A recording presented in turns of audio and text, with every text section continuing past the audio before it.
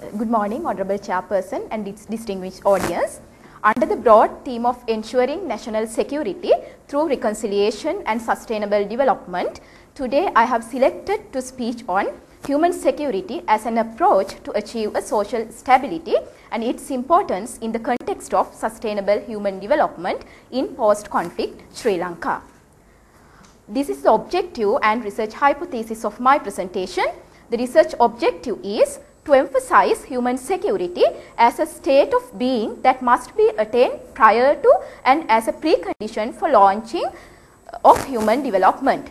My research hypothesis is the human security is an essential and inevitable component of sustainable human development. Without ensuring the security of the people, achieving sustainable development is not a reality. With this objective and hypothesis, I would like to move into my outline of the presentation. For giving introduction, after the end of 30 years of war, Sri Lanka has extended its development arena with the great concern for its sustainability. Pre-existed civil war has led to the collapse the entire social, economic and political system of the country. And it is difficult to return to normalcy after the long-term war-torn experiences. In addition to the death of 1 lakh people, the issues to be addressed, dislocation of mass population and high levels of insecurity of the affected people, serious health consequences and the widespread destruction of infrastructure are reformulated overweighted responsibilities on the government. Therefore, since end of the war, in 2009, we have been past 3 years. During short period of 3 years, we have achieved more development targets. But now we are in the second phase of post-conflict era. Therefore, in this phase, we should be able to address the human security, and as well as the development issue mainly. I have mentioned here what is human security.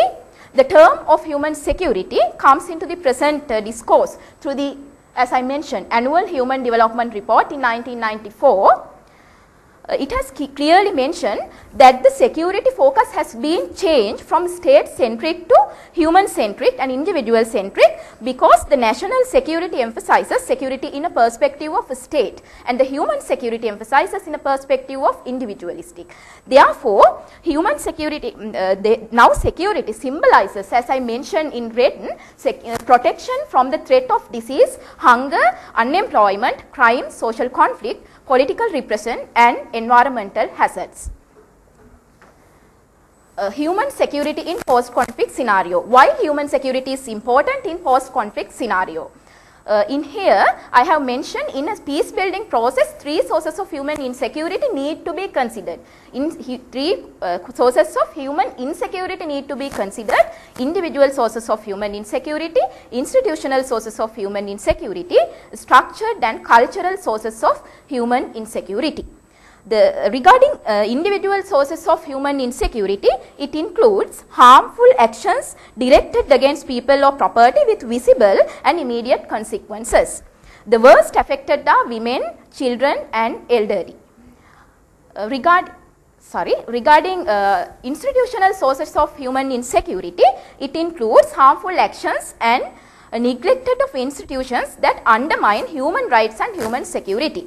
It includes, among others, the collapse of welfare system and as well as the politicization and neglect of the military, the unprofessionalism and paramilitary and police forces that we were once an integral part of the neo-patrimonial system. The concerning structural and cultural sources of human insecurity, it links to the new modes of thinking and cognition in society at large, include international society as well. If the government fails to address these 3 types of insecurities, the social stability cannot be achieved. I can give 3 examples from international experiences: Liberia, Sierra Leone and Democratic Republic of Congo. These are indicated best examples for this because the trauma associated with crisis greatly contributed to escalation of rebellions against the authority. Now I would like to come to the issues on human security and post-conflict Sri Lanka.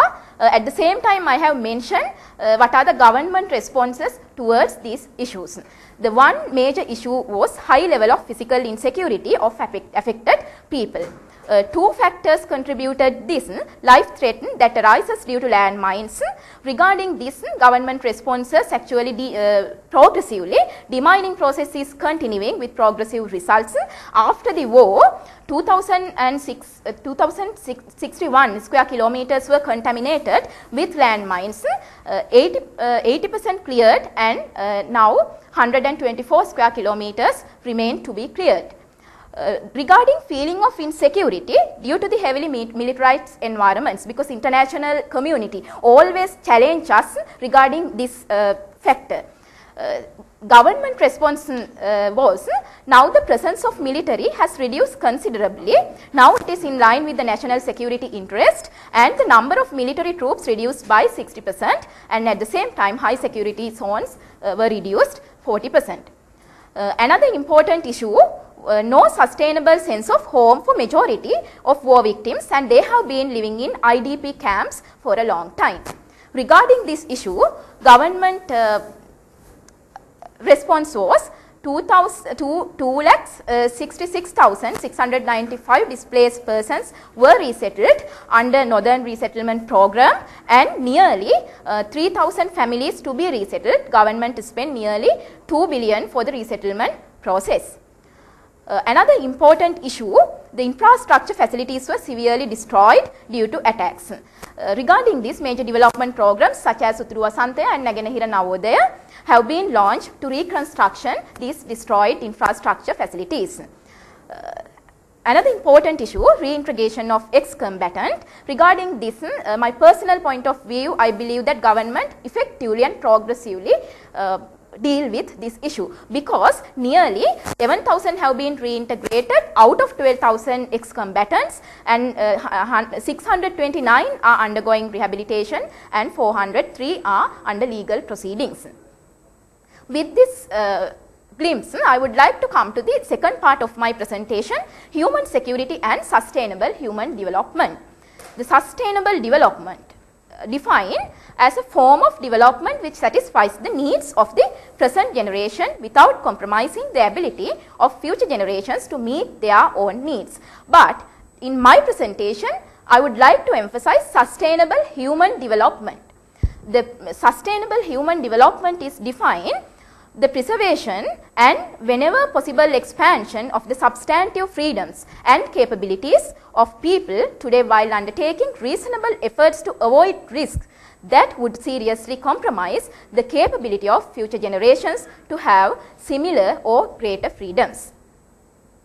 Why sustainable human development is important for post-conflict countries?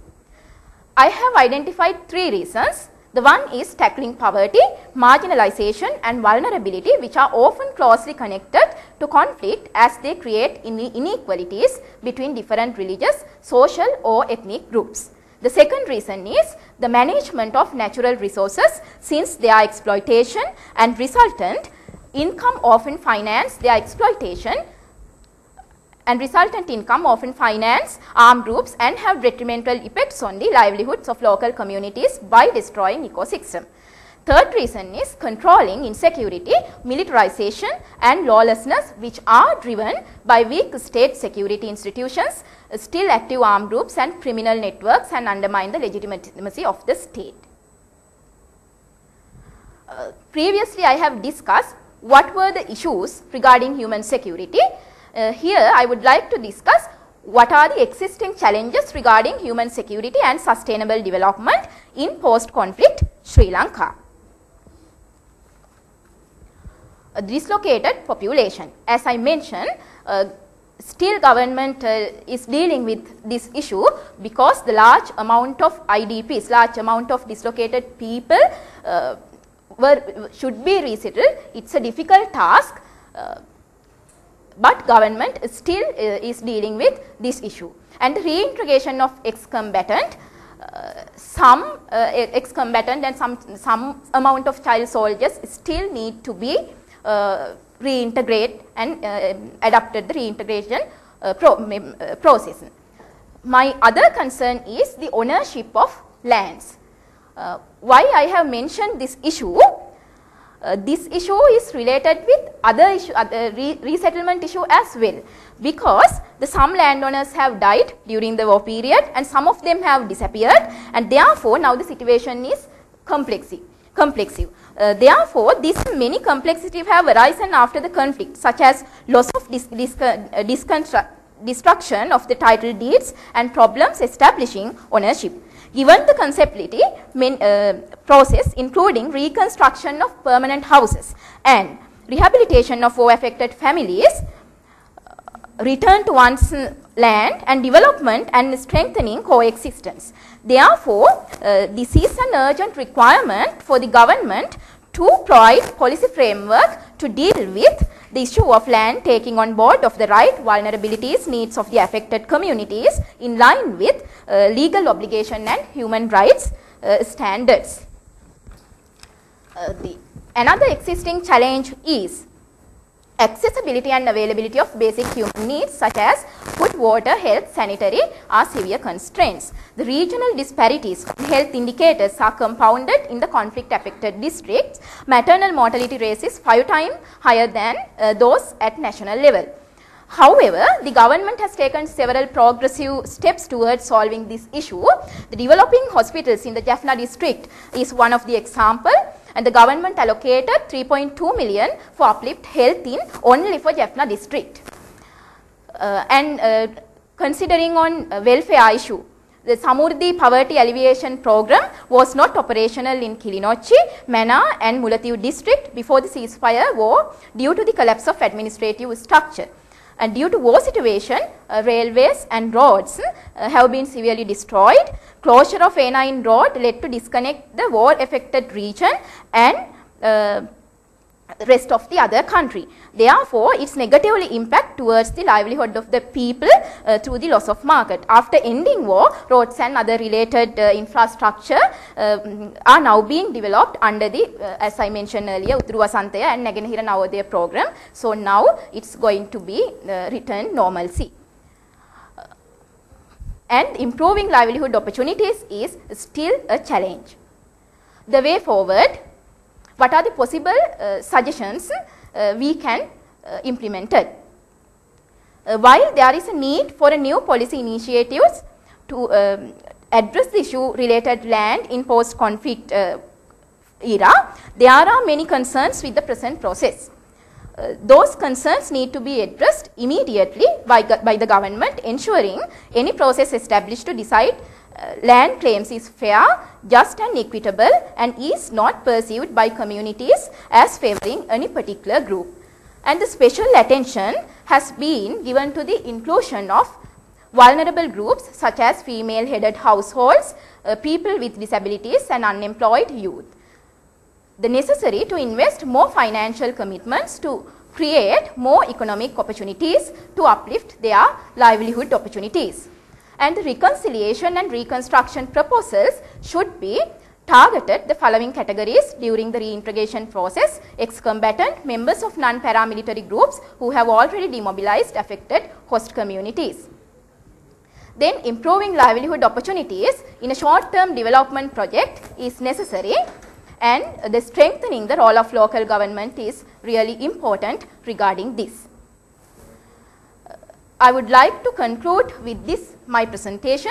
For achieving meaningful development process, physical development is not sufficient. People should be co-fit. The military victory need to be converted into a stable and sustainable peace. To ensure a sustainable peace, the government would need to work towards reconciliation and address of the root causes of the conflict. Therefore, while ensuring human security, achieving sustainable human development is the best strategy to overcome existing challenges after a conflict. Thank you. Thank you very much.